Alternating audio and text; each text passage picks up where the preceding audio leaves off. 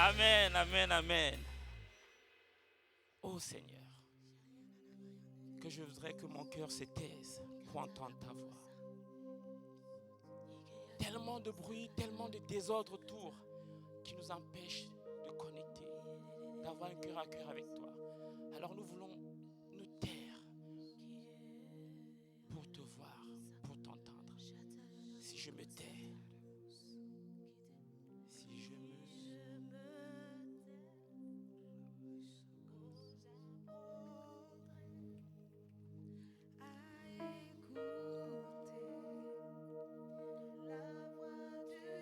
C'est ta voix, Saint-Esprit, que nous voulons entendre. Au milieu, Seigneur, de ce chaos, en cette saison où nous sommes sollicités par tellement de choses, des voix nous parviennent de partout, alors qu'une seule voix doit être écoutée. La voix du bon berger, la voix de celui qui peut nous mener vers les verts pâturages, la voix de celui qui peut nous amener dans la manifestation de ce qu'il a prévu pour nous en cette année.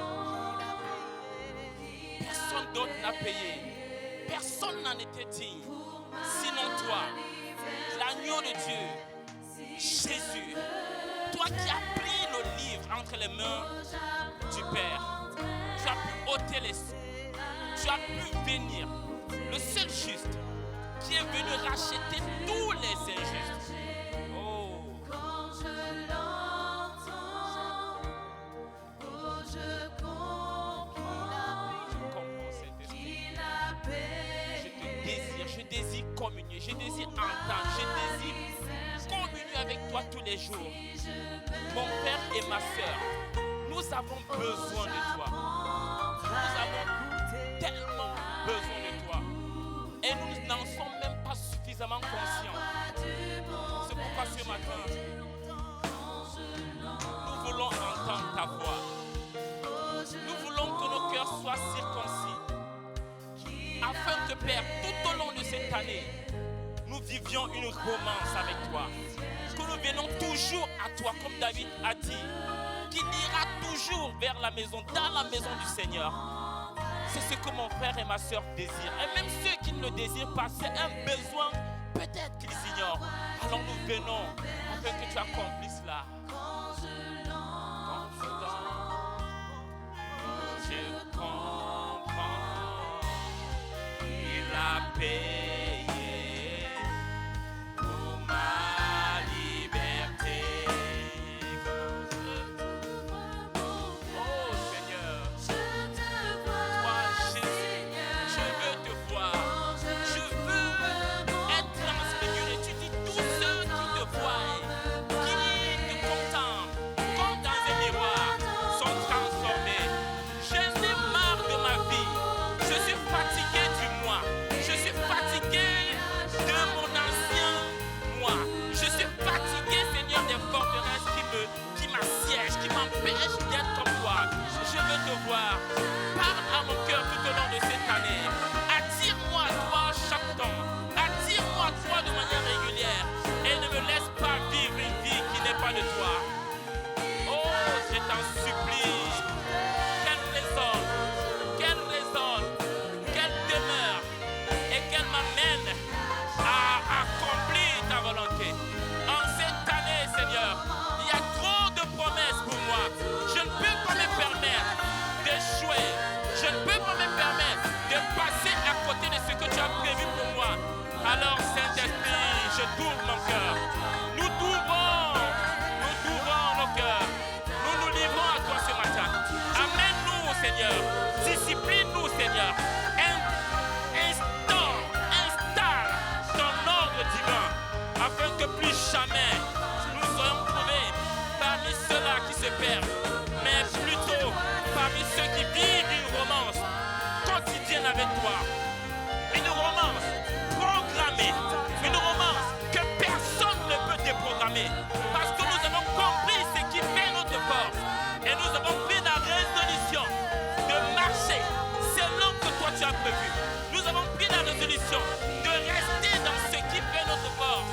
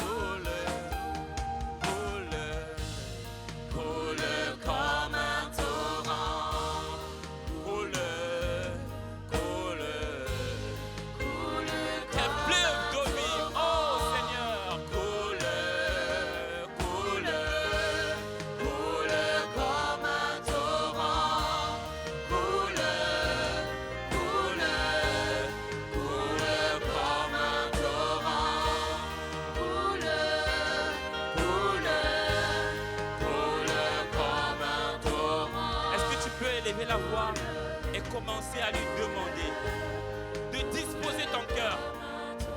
De disposer ton cœur. Ô Saint-Esprit de Dieu, nous te désirons. Aucun homme ne peut nous parler. Aucun homme ne peut nous convaincre. Personne ne peut nous amener à marcher selon la volonté du Père. Personne. Si ce n'est toi, viens parler à nos cœurs. Viens nous parler. Viens nous parler. Viens nous remettre sur nos pieds. Viens nous remettre dans la course. Viens nous remettre dans la voie sainte. Oh Père, viens, parle-nous par ton esprit. Tu dis, tu te révélais encore à Samuel, à Sion, à Silo par ta parole. Viens te révéler à chacun d'entre nous.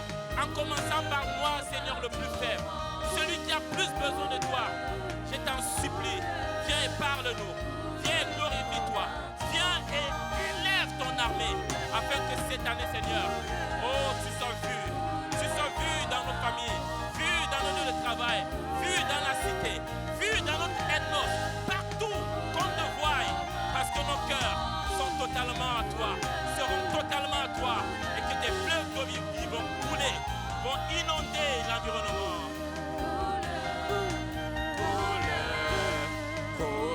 Comme un torrent, coule comme un torrent. Est-ce que tu peux encore acclamer le Seigneur de gloire? Acclamer pour Jésus qui est présent en ce lieu par son Saint-Esprit. Saint-Esprit, c'est toi qui es honoré. Aucune chair ne peut se glorifier devant toi. Nous n'avons rien à donner. Si nous parvenons à donner quelque chose, si cette chose est bonne, alors elle nous vient de toi. Tout ce que nous donnons qui ne vient pas de toi est un poison. Car toute grâce excellente et don parfait vient de toi, le Père des Lumières, en qui il n'y a ni changement ni homme de variation. Et parce que tu l'as fait hier, aujourd'hui encore tu vas le faire. Oh Père, merci. Merci Seigneur. Parce que le Dieu des esprits des prophètes est là. Le Dieu des esprits de prophètes, l'esprit de prophète qui est sur le Père de cette maison, le Père des églises ICC, l'Ivan Castan est là. Le Père de cette maison, des églises du Grand Est est là. Alors, viens et prends le contrôle. Saisis-toi de nos cœurs. Dispose nos cœurs. Que chacun rentre avec une parole. Que chacun rentre déchaîné. Que chacun rentre totalement libéré de quelque chose qui avait eu raison de lui. En commençant par moi, je t'en supplie. Au nom tout-puissant de Jésus. Amen, amen, amen. Acclamons le Seigneur et prenons nos places dans sa présence. Non sans avoir salué, si ce n'est pas encore fait, celui qui est à côté de vous, cette majesté.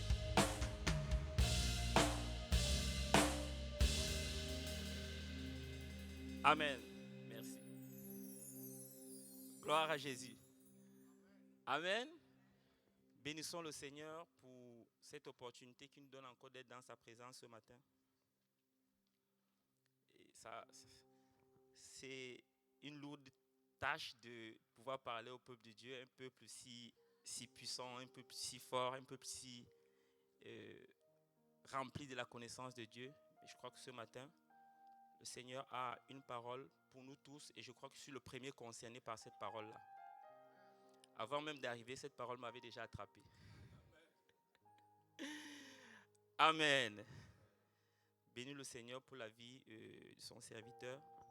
Amen. Amen. Gloire à Jésus. Pour la vie de son serviteur, Papa Armand, qui est du côté de Nancy. Amen. Gloire à Jésus.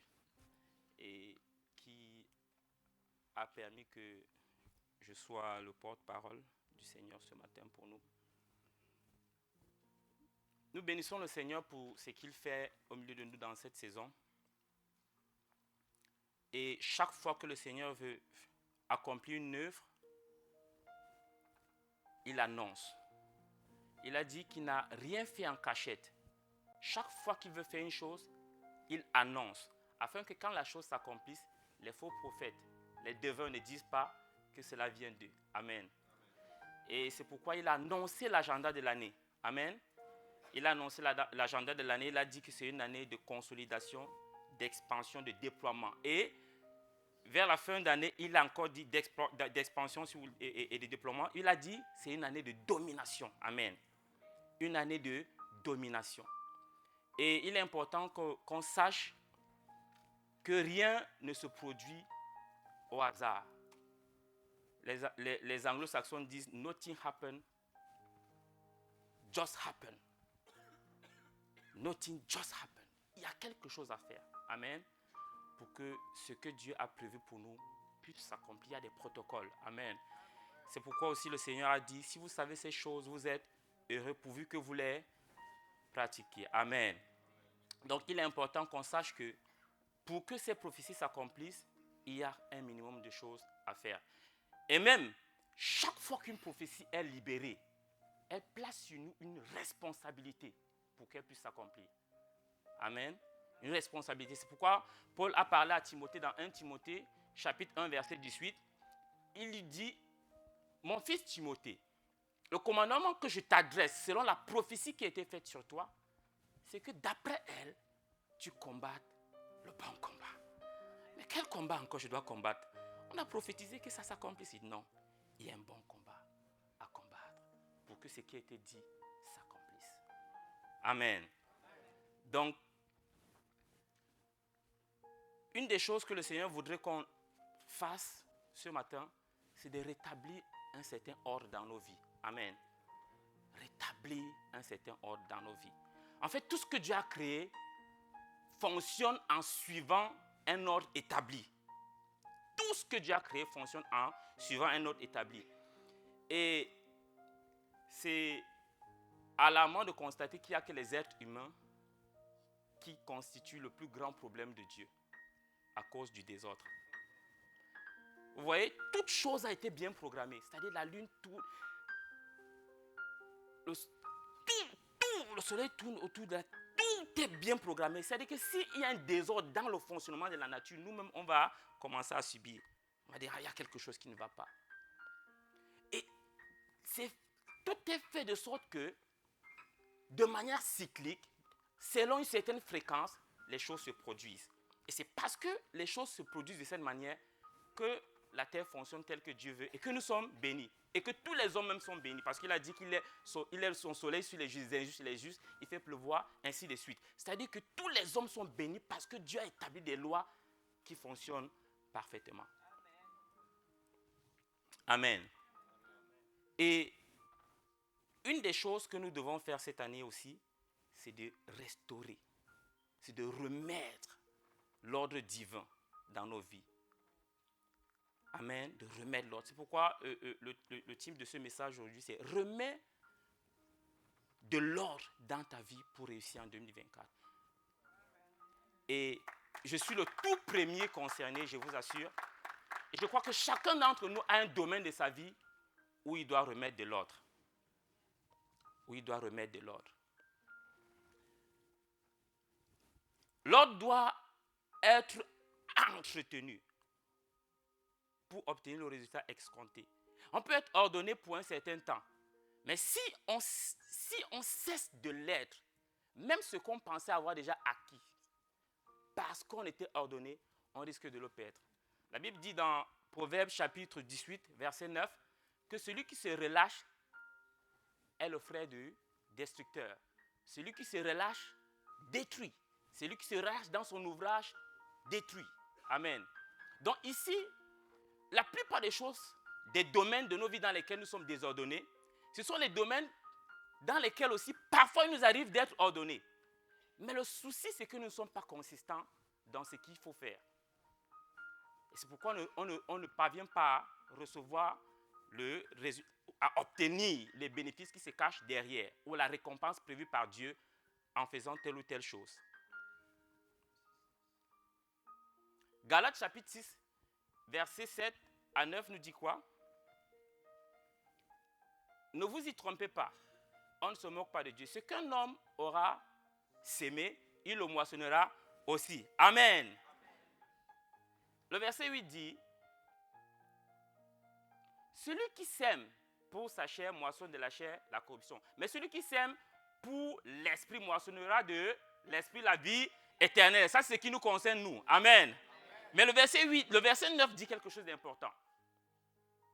Ne nous lassons pas de faire, car nous maçonnons en temps convenable. Donc, ça veut dire que ce qui a été dit là, ce qui a été proclamé, place sur nous une responsabilité selon que Paul aussi a dit à Timothée.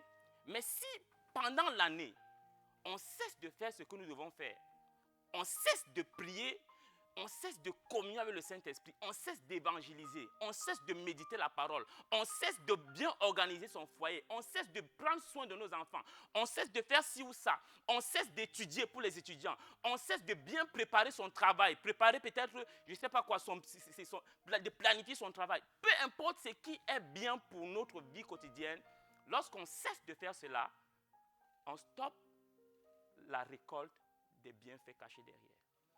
Ça ne sera pas ton partage au nom tout-puissant de Jésus-Christ. Amen. Donc, il est important qu'on mette de l'ordre, mais qu'on se rassure de vivre dans cet ordre de manière consistante tout au long de l'année. Et ça devrait même devenir un style de vie. Amen. Pour nous. Ça devrait devenir un style de vie. Amen. Donc, il faut la persévérance dans l'ordre. Il faut instaurer l'ordre et être persévérant dans l'ordre que nous allons instaurer. C'est pourquoi il dit d'imiter ceux qui par la foi et la persévérance héritent des promesses. Héritent des promesses. Et dans Isaïe 40, versets 29 et suite, il dit, il renouvelle. Lui peut renouveler. Si tout le monde se fatigue, tout le monde à un certain moment se lasse. Se fatigue autant pour moi, mais ce sont les adolescents qui se lassent. Ici, la lassitude, c'est qu'il abandonne. Mais il donne la force à celui qui est fatigué. Nous tous, à un moment, on va se fatiguer. Tout le monde, même lui-même le jour de sa chair, par moment, il se fatiguait. Mais il ne se lassait pas. Il repartait. Et il augmente la vigueur de celui qui tombe en défaillance. Le verset 30 dit quoi? Les adolescents se fatiguent et se lassent. Tout le monde se fatigue. Mais les adolescents se fatiguent et se lassent. Et les jeunes hommes chancellent.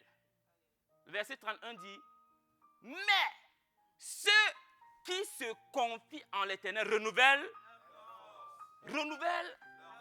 ils prennent le vol comme ils courent et ne se lassent point. Ils marchent et ne se fatiguent point. Ça, c'est ton partage au nom tout-puissant de Jésus-Christ. Amen. En cette année,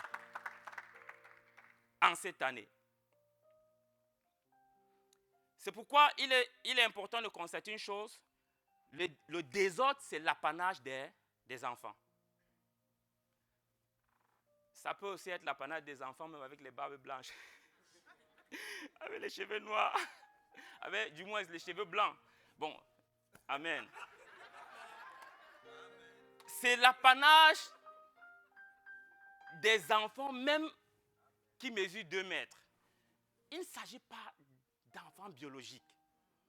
Il s'agit des personnes qui n'ont pas pris la peine de discipliner leur âme. Le désordre, c'est l'apanage des enfants. Et ce que Dieu veut nous dire, c'est d'entrer dans la maturité spirituelle. Remets l'ordre dans c'est entre dans la maturité spirituelle. Amen. C'est pourquoi dans Galates, il dit aussi longtemps, Galates 4, il dit aussi longtemps que l'héritier est un enfant, il ne diffère en rien d'un esclave. Il demeure sous le contrôle des tuteurs. Il demeure sous le contrôle de l'ennemi. Jusqu'au temps marqué. Aussi longtemps qu'il est enfant, il ne diffère en rien d'un esclave. Le verset 2, qu'est-ce que le verset 2 dit? Mais il est sous des tuteurs et des administrateurs jusqu'au temps marqué par le Père. Ainsi de suite. Donc là, il y a une parole prophétique qui est sortie. Elle est pour tous. Mais certains ne pourront en bénéficier à cause de l'état de leur âme, qui est encore enfant, qui est encore rebelle, qui est encore capricieuse. que le Seigneur veut qu'on règle. Est-ce qu'on peut lire Ecclésiaste chapitre 10, versets 5 à 10 et versets 16 à 17. Ecclésiaste 10, verset 5 dit: il était mal que j'ai vu sous le soleil, comme une erreur provenant de celui qui gouverne. La folie occupe des postes très élevés et des riches sont assis dans l'abaissement. Donc nous sommes déjà enrichis par Jésus qui s'est fait pauvre. Mais il est bizarre qu'on constate que dans la vie, le verset suivant dit: j'ai vu des esclaves sur des chevaux et des princes marchant sur terre comme des esclaves. Verset 8. Celui qui creuse une fosse, il tombera. Et celui qui renverse une muraille sera mordu par un serpent. Une muraille, une règle établie, des bornes, une alliance sera attrapée par le malin. Donc, chaque fois que Dieu place, du moins promet quelque chose, il y a un protocole. Et c'est justement quand on rejette la parole, il dit, parce que vous avez rejeté la parole, moi aussi je vous rejette de mon sacerdoce. Et quand on parle du sacerdoce, nous on parle du sacerdoce royal, parce que nous devons dominer sur cette terre en tant que roi. Et cette domination n'aura pas d'effet s'il y a des choses que nous banalisons dans les principes de la marche avec Dieu. Le verset suivant dit, bon, allons verset 10. S'il a émoussé le fer et s'il n'en a pas aiguisé le tranchant, il devra redoubler de force. Mais la sagesse a l'avantage du succès. Donc, ça revient encore de l'autre côté. Il dit, ceux qui s'appuient sur lui renouvellent leur force. Ici, à un certain moment, on est émoussé. Mais il faut réaiguiser le tranchant. Et vous savez que la parole de Dieu est plus tranchante qu'une épée quelconque à double tranchant. Il faut reprendre la force. Venir puiser à la source du salut avec joie, comme la parole dit dans Ésaïe. Revenir au pied du Seigneur, être requinqué, être réaiguisé, pour ne pas avoir à commencer à pousser les choses avec sa force physique. À vouloir forcer la manifestation des choses. On redouble, c'est comme si on... Non, c'est pas comme ça. À un moment qu'on force, on doit comprendre que non. Il y a quelque chose qui ne va pas. Les muscles entrent en jeu.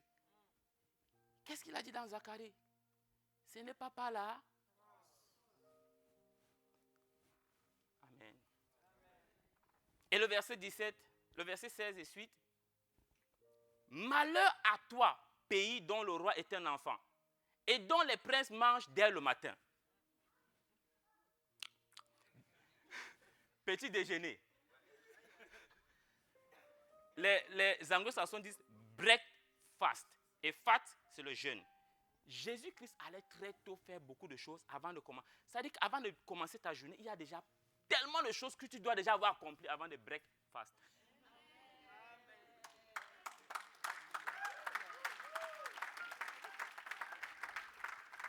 Il dit, malheur à toi pays dont le roi est un enfant et dont les princes mangent dès le matin. Beaucoup de destinées sont détruites à cause du ventre. Beaucoup de destinées sont détruites à cause de ce désordre-ci. Et quand on parle du manger, ne voyez pas seulement la nourriture physique. Mais ça commence par la nourriture physique.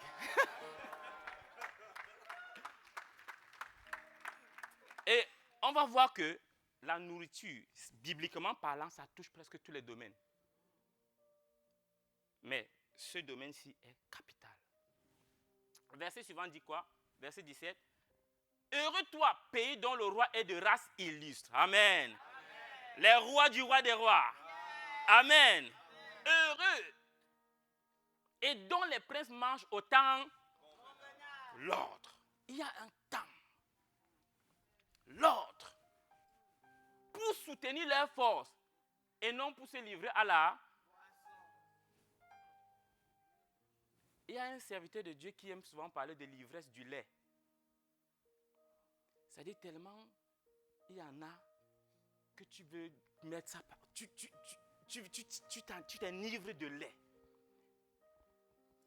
Ce n'est pas parce qu'il y a qu'on doit s'empiffrer. Il y a un temps pour ça.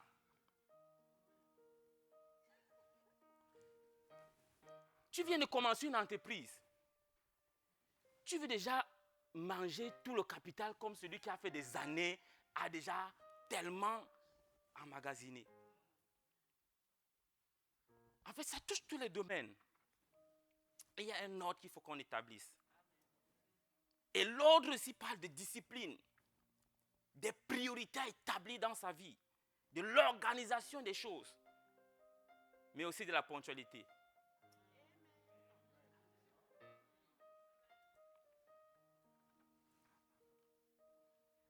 La discipline n'est pas un don, c'est une responsabilité. C'est une responsabilité. Et c'est pourquoi le Seigneur nous appelle à prendre ses responsabilités cette année. Amen. À prendre ses responsabilités. Qu'est-ce que l'apôtre Paul dit dans 1 Corinthiens chapitre 13, verset 11? Il dit, lorsque je parlais comme un enfant. Je pensais comme un enfant. Je raisonnais comme un... Lorsque je suis devenu... J'ai fait disparaître ce qui était de... Ce n'est pas parce que tu as déjà 40 ans que la folie va disparaître. Tu dois faire disparaître la folie. Ce n'est pas parce que tu as déjà eu le bac. Ce n'est pas parce que tu as... Non. Things don't just happen. Nous devons prendre une responsabilité. J'ai fait disparaître ce qui était de l'enfance.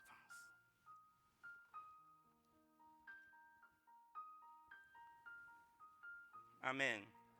Mais il y a la grâce qui est disponible pour prendre ces responsabilités-là. Amen. Reçois la grâce du Saint-Esprit. Je suis le premier à recevoir la grâce pour prendre ces responsabilités-là.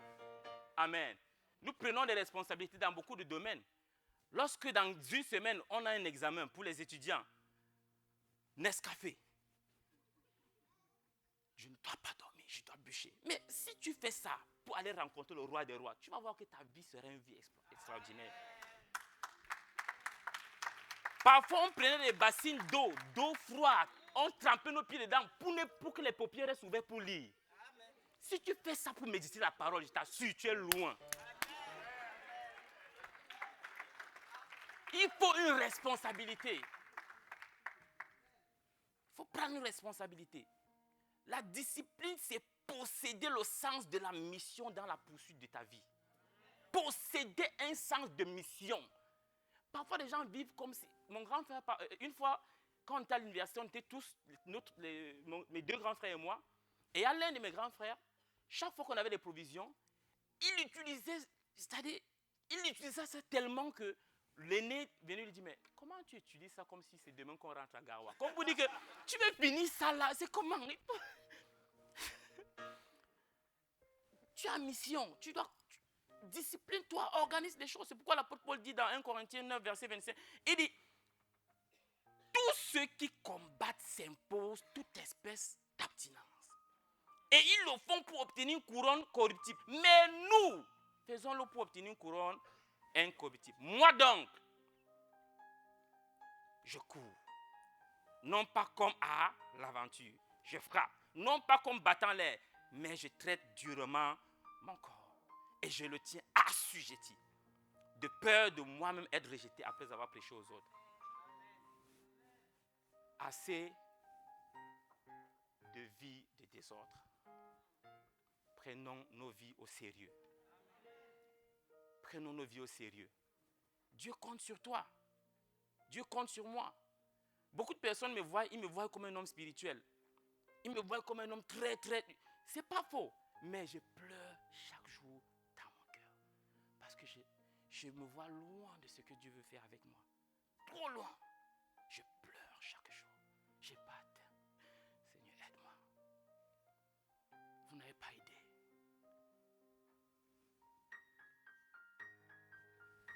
Imaginez-vous un coureur qui fait les 400 mètres. Il court, il est déjà presque arrivé. Il manque, je ne sais pas, 400 mètres, c'est combien de tours de stade là? Il n'est plus loin en tout cas. Il n'est plus loin. Et pendant qu'il court, il y a un spectateur là. Il dit, mais lui, il aime beaucoup ice cream. Il dit, take ice cream. Et le gars s'arrête.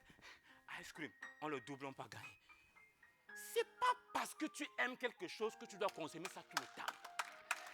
Tu es en train de mener une course. Nous, quelqu'un dit, you don't have a spare life. Tu n'as pas une, comme on dit que les roues de rechange là, tu n'as pas une vie de rechange. Tu as une seule vie. La Bible dit, il est permis aux hommes de mourir une seule fois, après quoi vient le jugement. Ne vis pas cette vie comme si on devait remplacer ça après. Take responsibility.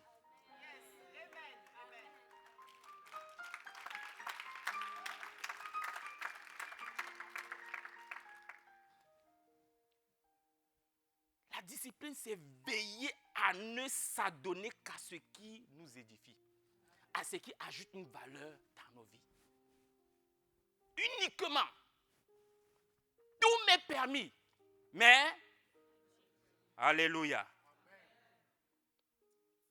1 Corinthiens 6, 12 à 13. Tout m'est permis, mais tout n'est pas utile. Tout m'est permis, mais je ne me laisserai asservir par quoi que ce soit. Qu'est-ce que dit le verset 13? Les aliments sont pour le ventre et le ventre pour les aliments. Et Dieu détruira l'un comme l'autre. Donc ne laisse pas les aliments.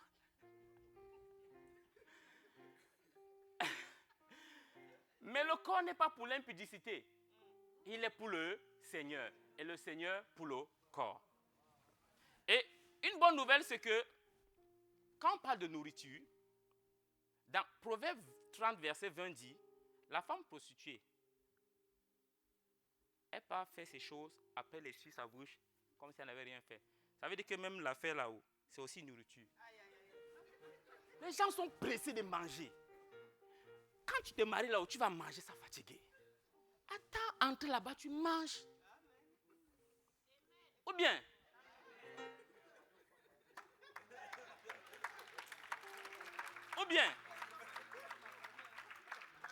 pas être pressé. En tout cas, tout ce que Dieu nous dit, c'est pour notre bien. Et il ne peut pas te délivrer de ce que tu aimes. Mais si aujourd'hui tu fais ça, tu fais de cela, comme moi je désire le faire, tes ennemis, tu verras la délivrance. Tu verras la paix de Dieu. Amen. La discipline, c'est opérer tel que demandé et non tel que cela nous convient. Beaucoup de personnes veulent faire comme ça leur convient. Non. 2 Timothée 2, 4 à 6, il dit, il n'est pas un soldat qui s'embarrasse des affaires de la vie s'il veut plaire à celui qui l'a enrôlé. Dimanche dernier, papa m'a dit que nous tous, nous avons une sainte convocation sur nos vies. Nous sommes tous de l'armée de Dieu. Et nous n'allons pas mener cette vie comme nous voulons. On doit avoir une certaine discipline de vie. C'est important, frère. Le verset 5 de 2 Timothée 2 dit quoi? Et l'athlète n'est pas couronné s'il n'a pas combattu suivant les règles. Donc, ce qu'on a prévu là-haut, ce n'est pas pour ceux qui veulent emprunter les raccourcis. Ce n'est pas pour ceux qui veulent dormir et venir crier alors qu'ils ne sont pas en train de prier. Ce n'est pas parce qu'on crie qu'on prie. Il y a un feu qui doit sortir de l'autel. Et ce feu-là s'entretient dans le lieu secret. Pas en public. Pas en public.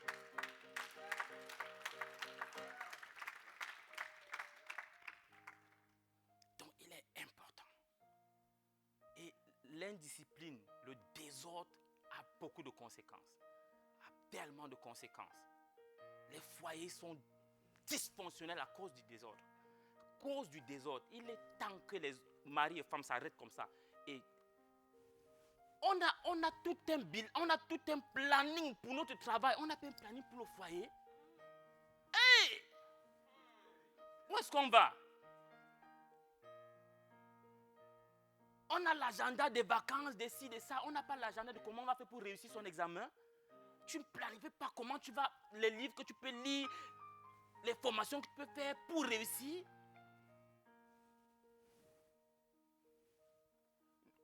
Ne pas planifier le succès, c'est planifier son échec. Nous sommes en début d'année, frère.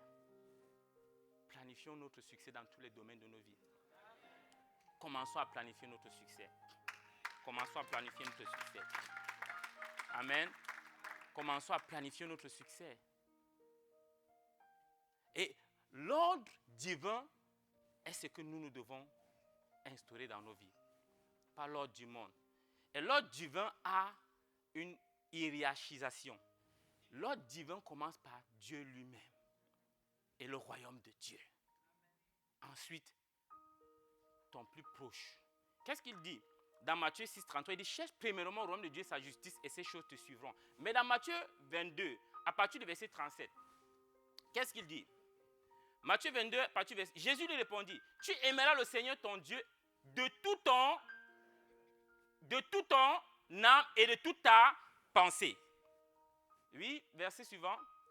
C'est le premier et le plus grand des commandements. Ça veut dire que ta priorité, c'est Dieu. Ta priorité, c'est le Saint-Esprit. Si nous savons ces choses, nous ne serons heureux que si on pratique. On ne va pas planifier toute notre vie, faire des choses, vivre la pression. Non, les priorités par-ci, par-là. Et il n'est pas prioritaire. Au moins par jour, on ne se réveille pas le matin, on communie avec, même si c'est 15 minutes.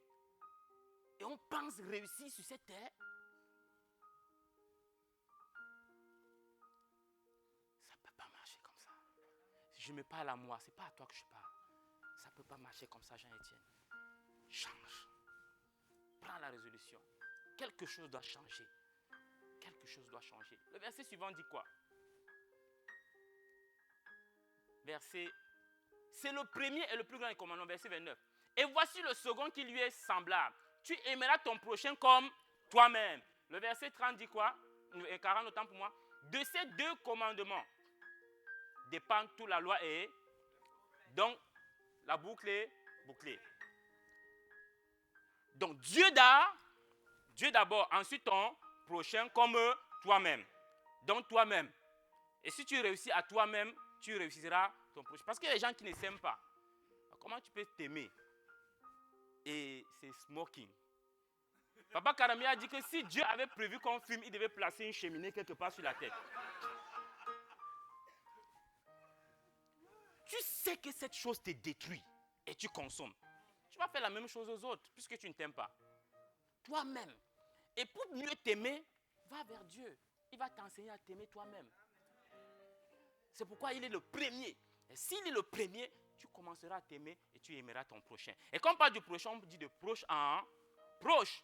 Et donc pour les hommes mariés, les femmes mariées, c'est ton mari, ta femme. Ton plus proche, pas tes parents d'abord. Ta femme, tes enfants. Établis l'ordre. Il y a des personnes qui donnent plus de temps dehors que dans la maison. Puis le foyer devient dysfonctionnel. Et puis tu peux prier en langue toute la journée, mais tu sens que ton cœur te gronde. Il y a un désordre quelque part. Arrange ça seulement, ça va marcher.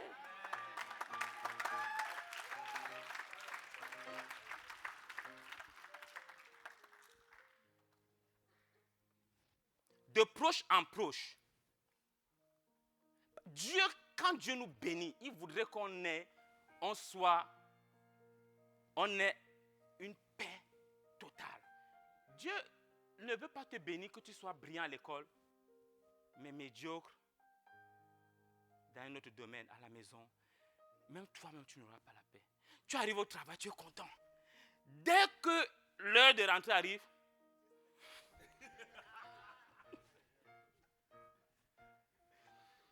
tu arrives à l'église, tu danses. Dès que bro, au revoir. C'est pas le genre. Il dit, je veux vous donner la paix, pas comme le monde donne. Il dit, si par l'offense d'un seul, ça c'est Romains 5, verset 17. Si par l'offense d'un seul, la mort a régné dans les œuvres du diable, la respiration du diable, à plus forte raison, ceux qui reçoivent quoi?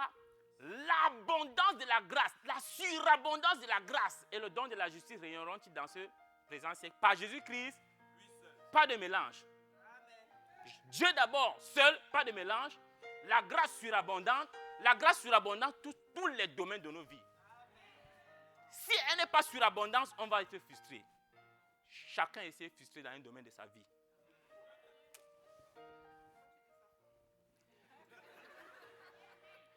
Pour dire que tous nous avons un domaine de nos vies où on doit mettre de l'ordre.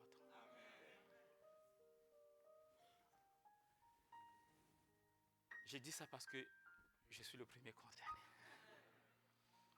Et Dieu veut nous faire du bien. Dieu veut nous faire du bien. Amen. Amen. Et donc, il veut nous bénir de toutes parts. Et pour réussir à nous bénir de toutes parts, pour que Dieu nous bénisse ainsi de toutes parts, on a dit, premièrement, c'est Dieu. Dans les domaines dans lesquels nous devons rétablir l'ordre, premier domaine, c'est dans notre vie spirituelle. Le tout premier domaine dans lequel, bon, pour certains, c'est établi, hein. Pour d'autres, c'est rétabli. Ceux qui doivent établir là, c'est ceux qui doivent venir au Seigneur Jésus-Christ aujourd'hui. Amen. Qui n'ont pas encore fait la paix avec Dieu. Notre vie spirituelle. Avoir un succès durable demande d'être enraciné, ancré spirituellement à Jésus-Christ. 1 Timothée 4:8 dit, l'exercice corporel est utile. C'est utile. Avoir des connaissances du monde, avoir des choses, c'est utile, c'est bien. Mais c'est utile à peu de choses. C'est 1 Timothée chapitre 4 verset 8. Car l'exercice corporel est utile à peu de choses, tandis que la piété est utile à ayant les promesses de la vie présente et celles de la vie à venir. Donc, chercher Dieu, le tout premier commandement, t'assure un succès d'abord ici et après. T'assure un succès total. Seulement, il faut le faire de manière continuelle. Il faut toucher tous les aspects de ta vie parce que le Saint-Esprit est venu pour nous aider en tout, pour nous enseigner toutes choses. Parfois, nous excellons dans un domaine et nous négligeons d'autres. Mettons de l'ordre. Et le souci, c'est parce qu'on commence, on rompt. On commence, on rompt. Que ça devienne un style de vie. Dieu d'abord. Dieu d'abord. Amen. Et c'est tout simplement vivre selon la parole de Dieu, vivre selon le réma du Saint-Esprit. Et ça demande un koinonia quotidien, une communion avec le Saint-Esprit au quotidien. Mon épouse et moi, nous avons l'habitude qu'on sent que vraiment on a besoin. Je suis capable de prendre les enfants et de dire, venons, on joue. Pas t'enfermer, cherche la face de Dieu. Et vice versa. C'est un besoin. C'est un besoin vital. Nous devons rétablir cet ordre. On est prêt à faire tellement de sacrifices. Dès qu'une personne dit, bon, j'ai quelque chose pour toi ici, même si vous êtes occupé, comment tu vas dire, hey, non, laisse, je vais faire, va prendre là. Mais tu ne sais pas que on peut faire tout genre de sacrifices pour obtenir des choses qui périssent. Mais les choses éternelles, la principale des choses, nous la banalisons.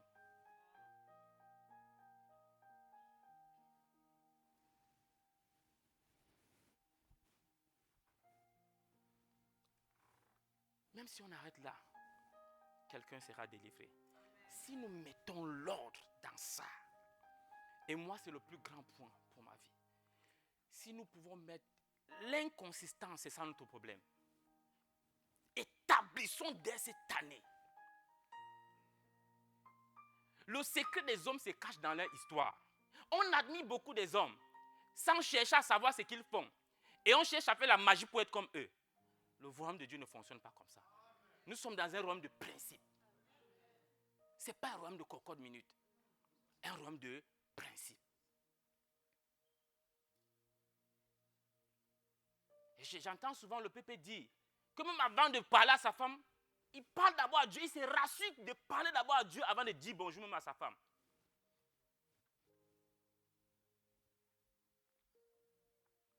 C'est ça, les pères disent, tu veux connaître mon secret?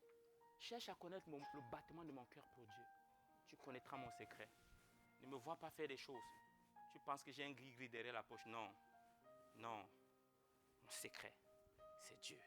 Il dit, même si toute la terre tremble, même s'il y a, peu importe les nouvelles qu'on peut diffuser sur la terre, je ne peux pas lâcher ma communion avec Dieu. Je ne peux pas. Seigneur, ramène-nous à ça. Ramène-nous à ça. Ramène-nous à ça. La prière, la communion, causer avec lui, la romance avec lui. Les hommes et femmes savent ça, ils font ça avec les épouses. Celui avec lequel on doit faire ça en premier, c'est le Saint-Esprit. Même pour aimer ton épouse, ton époux, comme tu devrais, tu as besoin de sa grâce. Tu as besoin de lui. C'est pourquoi parfois vous engueulez. Mais vous n'êtes pas d'abord allé à la source. Retournez à la source. Retournez à la source. Les relations dans l'église. Vous voyez les gens se déchirer. Vous pensez, non. La Bible dit, dans Proverbe 13, verset 10, je crois, il dit, ou 13 ou 10, il dit, il n'y a que par orgueil qu'on excite les querelles. Ça veut dire si vous voyez deux personnes, c'est chamaillé. Les deux, Dieu les a déjà résistés. Parce que Dieu résiste les orgueilleux. Et il n'y a que par orgueil qu'on soulève les querelles. Et regardez comment, parfois tu veux faire entendre raison. Tu vas à tout prix dire que tu as raison. Mais le simple fait de vouloir à tout prix avoir raison. Dieu dit, alors Dieu, tu ne peux pas seulement laisser. Tu ne peux pas seulement pardonner ou parler en douceur. C'est pourquoi Satan nous regarde et rit, dit, continuez. Hey, c'est toi qui as raison.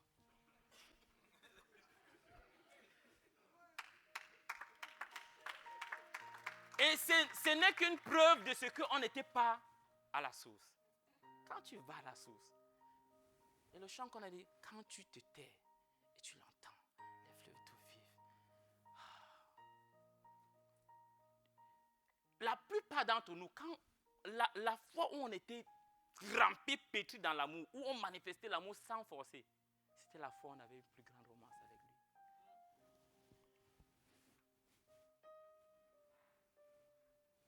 Alors, si tu sais que c'est bon, reprends. Si tu sais que c'est ça qui est bon pour toi, discipline-toi. Fais de cela la priorité de ta vie. Ne vivons plus avec j'étais. Vivons avec je suis. Ne te souviens plus de tes espoirs passés. Il n'y a plus que ça maintenant. Si tu vas dans la chambre secrète, il y a plus que ça. Je suis déjà fatigué de penser aux espoirs passés. Je dis, il y a une époque là. Oh, mais quand j'étais avec le... Non, quand je marchais comme ça. Oh.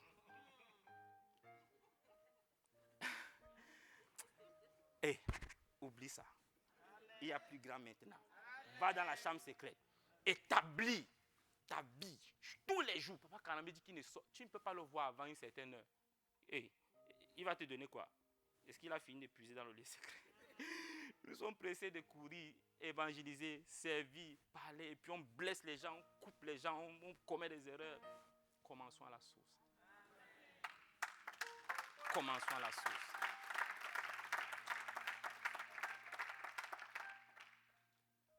Amen. Planifions des rendez-vous galants avec le Saint-Esprit sur une base quotidienne. Tous les jours. Planifions une romance quotidienne. Quotidienne. Avec le Saint-Esprit.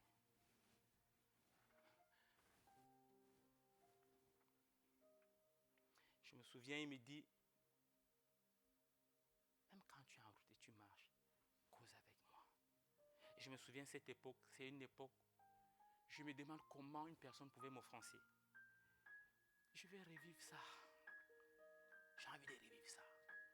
Partout où je marchais, une femme pouvait passer nue devant moi, je ne la vois pas, tellement la gloire de Dieu m'enveloppait. Mais j'ai dit, elle est passée où? Retourne à ton premier amour. Retourne à ton premier amour. Retourne à ton premier amour. Dieu a le dossier de chacun d'entre nous ici. Il connaît les folies que tu as faites déjà dans le monde, peut-être avec ton petit ami là-bas, peut-être pour une personne qui t'était chère. Si tu ne fais pas une folie plus grande pour lui, il dit, c'est le premier et le plus grand des commandements. On est capable de faire des grands sacrifices pour des choses qui paraissent avoir de l'importance pour nous. Dieu a plus d'importance que tout. Le Saint-Esprit a plus d'importance que toute autre chose. Dans ta vie, dans ma vie. Reprogramme une romance avec lui. Et que personne ne viole ça. J'ai rendez-vous. Parfois, même ici on programme à l'église, non, j'ai rendez-vous. Commençons à dire aux gens, j'ai rendez-vous. Je vais te donner de la... J'ai rendez-vous. Garde ça. Saint-Esprit, tu vois, j'ai refusé ça pour toi. Et des secrets profonds, des profondeurs de Dieu.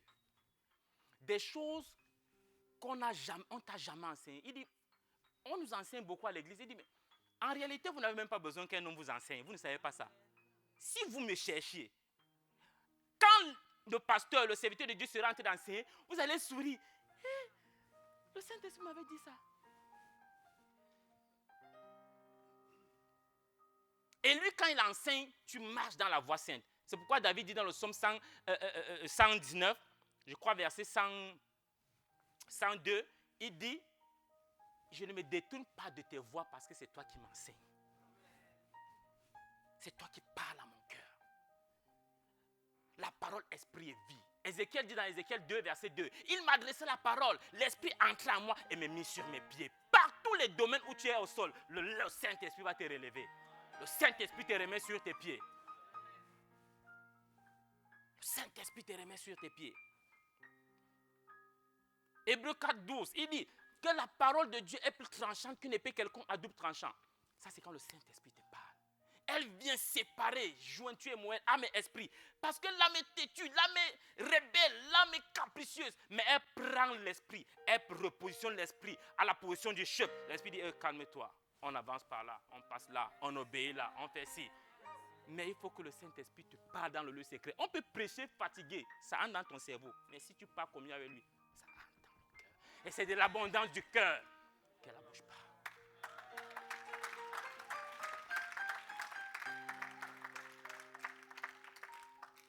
Remettons les choses à jour. Remettons les pendules à l'heure. Revenons au Saint-Esprit. Revenons, reposition. Ça, c'est la principale chose. Si une seule chose doit être rétablie en cette année, c'est ce rendez-vous galant. Et mon épouse, elle est là, elle sait déjà qu'on doit tout faire. Elle a son rendez-vous galant, j'ai mon rendez-vous galant. Comme les DSP. Il y a les jours, le DSP est là. Nous sommes avec les enfants. Je suis avec les enfants. Dès que je finis mon DSP, quand je suis au DSP, elle prend les enfants. Je prie. Ne dérangez pas papa. Dès que je finis, je prends les enfants et pas aussi. Ça ne sera plus DSPO. Ça sera rendez-vous galant d'abord. Avant DSP. Avant DSP. Vous pensez qu'on peut vous donner quoi, les enfants? Permettez qu'on aille d'abord chercher ce qu'on peut vous donner. Même l'affection, là, parfois l'enfant fait un petit désordre. Tu es déjà irrité. Parfois tu as déjà baflé. Oh Seigneur. Les choses vont changer au nom de Jésus-Christ. Et la domination que Dieu nous a promise cette année, ce n'est pas une poursuite, c'est un résultat. Beaucoup de choses cherchent la domination, beaucoup de personnes cherchent la domination. Et lorsqu'on cherche la domination, on finit par écraser les gens. On finit par être dans la jalousie, dans la compétition. On finit par rabicher les gens, critiquer les gens. La domination que Dieu nous donne, ce n'est pas une poursuite, c'est un résultat. Et on verra ça tout de suite. C'est un résultat, ce n'est pas une poursuite. Dieu n'a pas conçu la domination de l'Église sur la terre comme un résultat. Et cette année, ça ne sera pas différent. Dieu n'a pas besoin des fédérations, des clubs dans le corps de Christ, des clans, des sectes. Et on voit dans Galates, les sectes même, c'est les œuvres de la chair. Mais il a besoin d'une armée unie en lui. Une armée de personnes qui partent le chercher. Et quand ils sortent, ils sont ensemble, ils s'arrêtent les mains. Ils marchent ensemble. Chacun garde son couloir. Et quand l'autre est affaibli, il passe soutenir son et les remarques constructives et non destructives.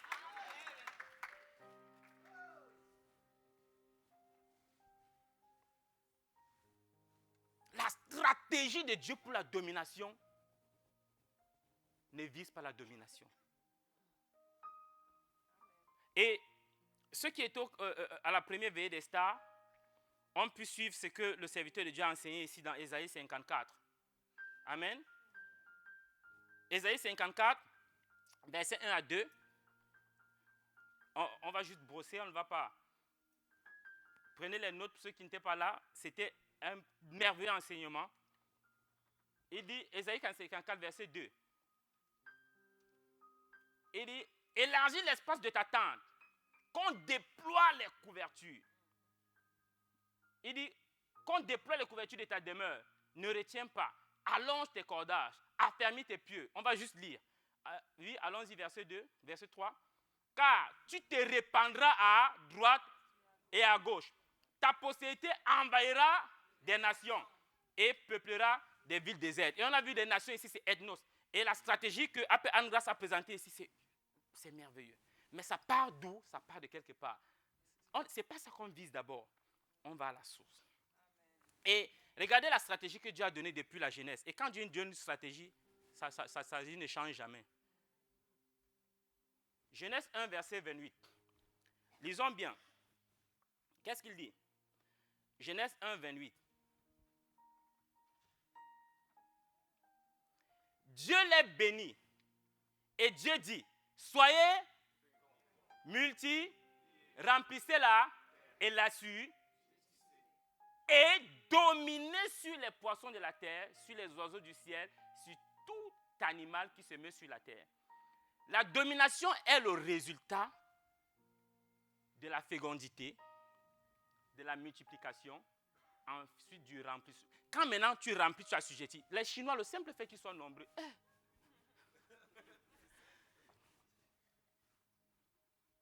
le simple fait qu'ils soient nombreux. Mais on peut être nombreux et de mauvaise qualité. C'est pourquoi ça part sur un échantillonnage de bonne qualité. Quand on a un échantillon de bonne qualité, regardez par exemple Mac, Apple. Un prototype de bonne qualité, testé, approuvé dans la chambre secrète avec le Saint-Esprit. Testé et approuvé de bonne qualité. Et quand on a ça de bonne qualité, parce que Jésus lui-même est venu, amen, c'était le prototype clé. Et Jésus veut imprimer ce qu'il est en nous. Parce que tous ceux qui le contemplent, le visage découvert, sont transformés de gloire en gloire à la même image, à l'image de lui-même. Et ça, c'est ce qu'on va obtenir dans le lieu secret. Et on va avoir un prototype de Christ qui sera là. Et avec, par exemple, la stratégie qui a été donnée vendredi, dans la nuit de vendredi, si un parvient à se dupliquer sur un autre, vous voyez, on se duplique. C'est ça la multiplication. On ne multiplie pas ce qui n'est pas bon. On multiplie d'abord ce qui est bon. C'est pourquoi l'apôtre Ivan a parlé de suiveur ou de constructeur. Et puis quand on multiplie donc un bon genre, il suffit qu'on disperse le genre là sur la terre, Satan va se cacher. Puisque la domination, c'est une conséquence, ce n'est pas une poursuite. Ceux qui poursuivent la domination marchent sur les autres. Mais ceux qui suivent l'agenda de Dieu, laisser sa vie être transformée, se dupliquer sur d'autres, on remplit la terre, c'est fini. Quand il y a le prototype de Christ partout sur la terre, Satan est en danger. Et ça, c'est la domination, c'est une conséquence. Amen. C'est une conséquence. Et là, on sert Dieu maintenant aisément. On sert Dieu aisément. Amen. Amen.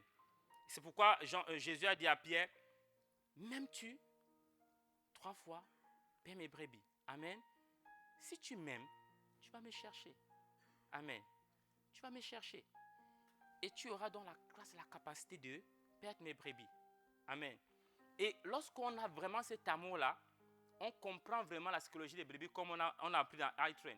Et dernièrement, je suivais encore un enseignement de le pasteur Benida, et il disait que lui-même, il a compris des mystères lorsque il a eu un cabri, et à côté de la cage du cabri, il y avait la cage du pitbull.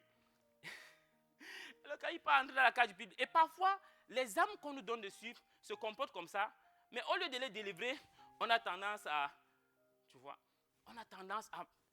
si on comprend qu'on doit construire, on doit les amener facilement, on verra les gens nous suivre.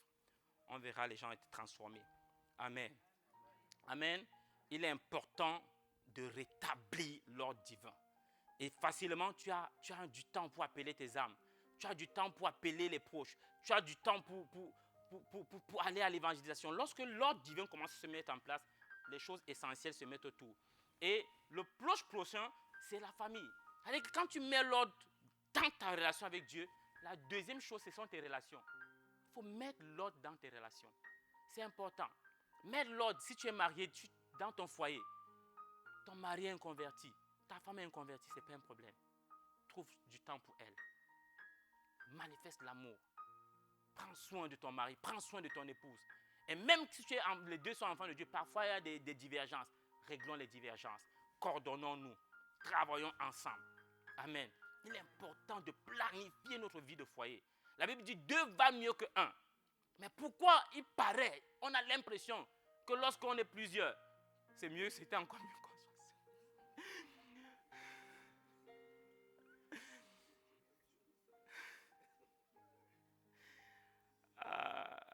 Amen.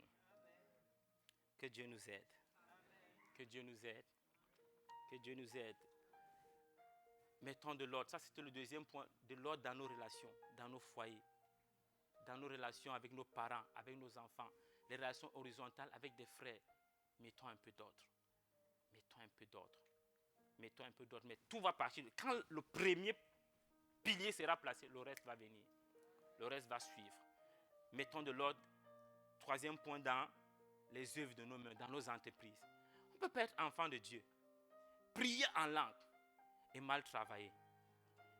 Prier en langue et ne pas honorer nos patrons. La Bible dit qu'on doit les obéir, les honorer avec peur et tremblement, comme si c'était pour le Seigneur. C'est comme ça. Amen. Je parle à moi-même. Nous devons repositionner l'ordre divin. Étudiant, n'attends pas la veille de l'examen pour apprendre. Et puis tu veux dire, tu es en stage bloqué, tu ne peux plus venir à l'église. Non. Va pas à pas. Amen. Amen. La Bible dit que le paresseux a des désirs qu'il ne peut pas se procurer. Soyons diligents. Mettons de l'ordre. Mettons de l'ordre. Rachetons le temps, comme la Bible dit dans Éphésiens chapitre 5, verset 16. Il dit, rachetez le temps car les jours sont mauvais. Proverbe 6, verset 10 à 11 dit, un peu de sommeil, un peu d'assoupissement, un peu croiser les mains pour dormir et la pauvreté va t'attraper. Même si on a proclamé que tu seras riche cette année, la pauvreté va t'attraper comme un rôdeur. Il faut t'élever. Il faut travailler. La grâce de Dieu. L'apôtre Paul a dit, la grâce de Dieu n'a pas été vaine. Loin de là, j'ai travaillé. Donc on doit travailler sur la grâce. On doit maximiser la grâce. Amen. On doit maximiser la grâce. Éliminer toutes les distractions, les loisirs inutiles. Tout ce qui nous perd et mettre Dieu et le service du royaume à la base de notre vie. Sans négliger nos proches, c'est-à-dire nos familles et les affaires que Dieu nous a confiées. Ça peut être ton poste au travail, ça peu importe. Et là, le Seigneur va nous donner d'être équilibrés. Et nous allons prospérer à tout égard. Amen. Nous allons prospérer à tout égard. Et il y a un roi qui a fait ça. À l'époque, c'est dans 2 Chroniques, le roi Asa. 2 Chroniques chapitre 3 dit que, 2 Chroniques chapitre 15, autant pour moi, verset 3 dit que, il n'y avait même plus de loi, plus de Dieu pour Juda. Parce qu'ils avaient abandonné leur Dieu. Mais à un moment, ils se sont arrêtés. Ils ont dit non, on ne peut pas continuer comme ça. On ne peut pas continuer comme ça. Est-ce qu'on peut avoir 2 Chroniques au chapitre 15, verset 3. Nous allons lire quelques versets. Merci. Pendant longtemps, il n'y eut pour Israël ni vrai Dieu, ni sacrificateur qui enseigna, ni loi. Mais au sein de leur détresse, ils sont retournés à l'Éternel. Le Dieu d'Israël, ils l'ont cherché et ils l'ont trouvé. Amen. Allons. En ce temps-là, point de sécurité pour ceux qui allaient et qui venaient, car il y avait de grands trous parmi tous les habitants. C'est à peu près ce que nous vivons aujourd'hui. Allons au verset 12 voix. Allons au verset 12.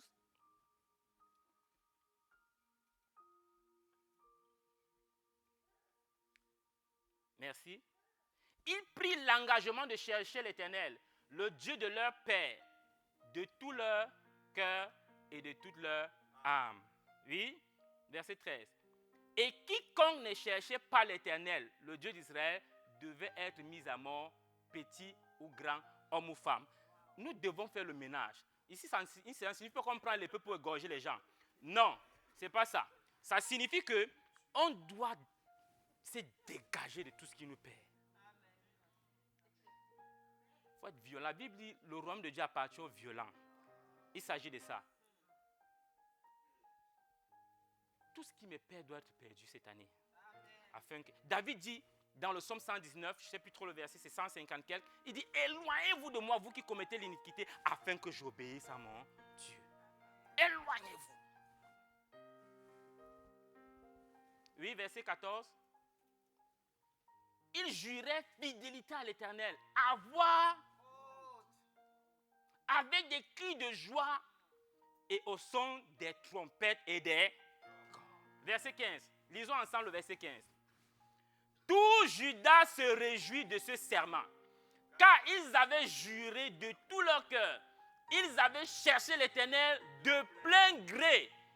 Et et l'Éternel leur donna du repos de tous côtés. De tous côtés. Cette année, l'Éternel ne veut pas que tu sois content là et tu fonces le front là. Non, il veut te bénir, vrai de vrai. Mettons l'ordre. Mettons l'ordre. Mettons l'ordre dans nos vies. Amen. Nous allons nous mettre sur nos pieds et nous allons encore lire ce verset. Quel que soit ce que ce verset a comme substance, il est important de prendre ces résolutions-là. Il est important que nous prenions la résolution. Tout ICC Strasbourg se réjouit de ce serment. Car nous prenons la résolution de chercher le Saint-Esprit en cette année. Nous prenons la résolution de mettre dans notre agenda des rendez-vous galants avec le Saint-Esprit que personne ne doit venir briser.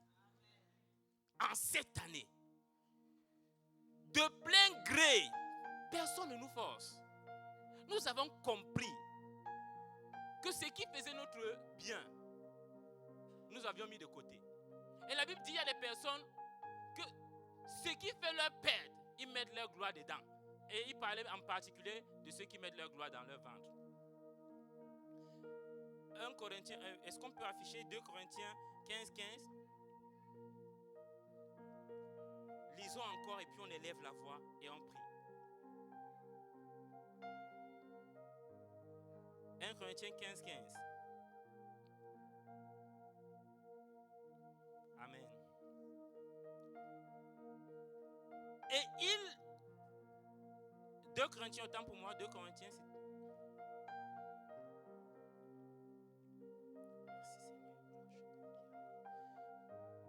Tout ICC Strasbourg se réjouit de ce serment. Car ils avaient cherché, ils ont décidé de chercher. l'Éternel de plein gré. Et ils le trouvent. Amen. Et l'Éternel leur donnera du repos de tous côtés. La moisson surabondante. Élève la voix et commence à recevoir la grâce ce matin. Père, nous recevons la grâce de payer le prix. Jésus a dit, il y a encore des brebis hors de la bergerie.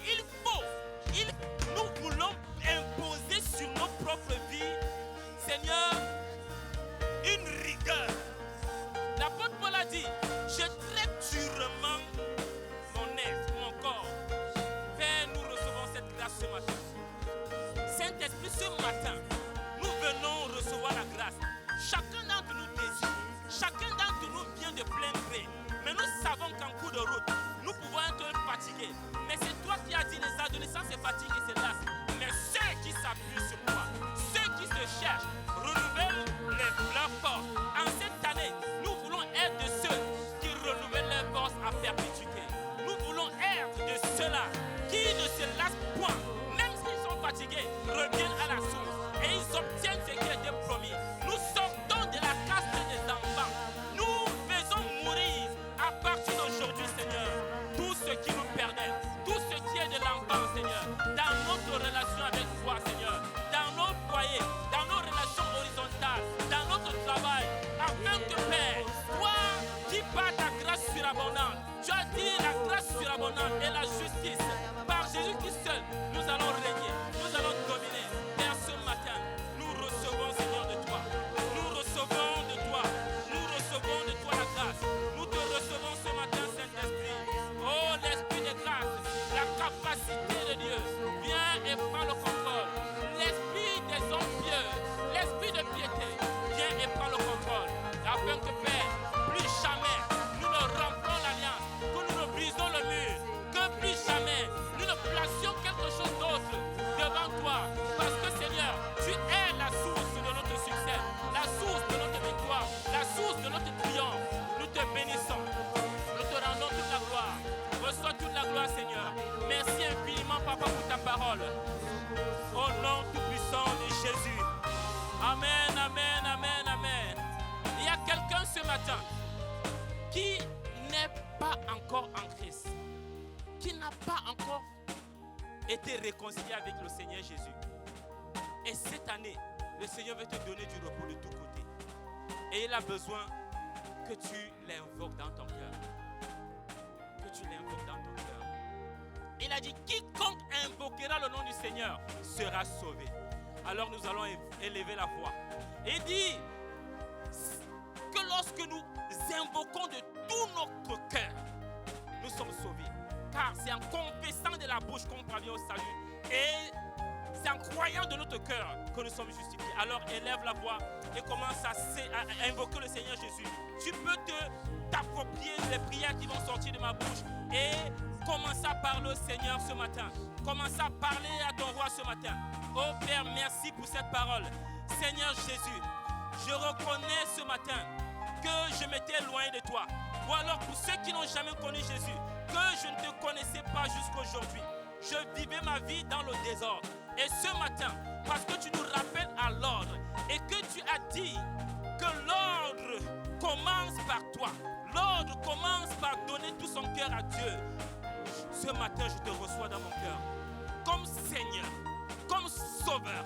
Je te reçois, Seigneur, comme celui-là qui occupe la première place, avec lequel j'aurai des temps de qualité de romance, afin que ma vie soit une vie qui révèle Christ.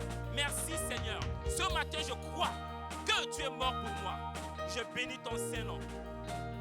Parce qu'à partir d'aujourd'hui, le désordre n'aura plus de place dans ma vie. Au nom tout-puissant de Jésus. Amen, amen, amen, amen. Est-ce qu'on peut acclamer encore le Seigneur? Amen, amen.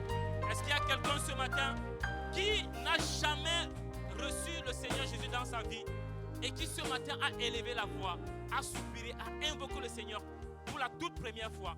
Est-ce qu'il y a quelqu'un ce matin au milieu de nous qui a fait une telle prière? Amen. Est-ce qu'on peut acclamer le Seigneur? Amen.